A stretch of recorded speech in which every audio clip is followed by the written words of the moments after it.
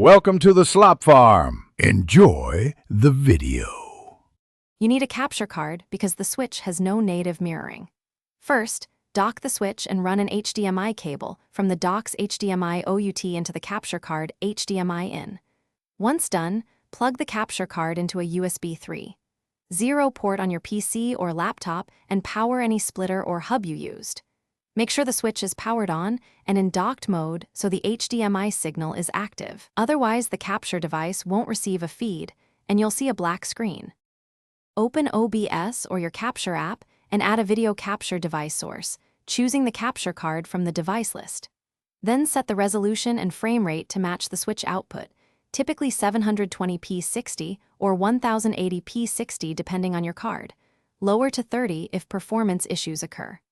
Route audio from the capture device or use the dock's headphone jack if you prefer separate monitoring.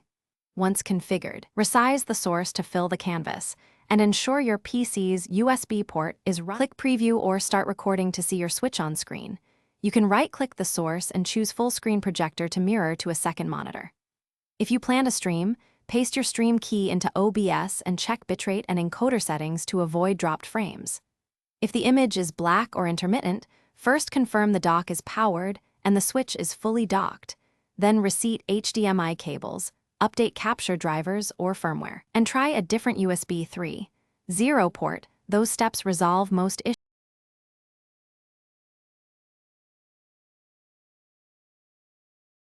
Thanks for watching. Consider subscribing if we helped you today.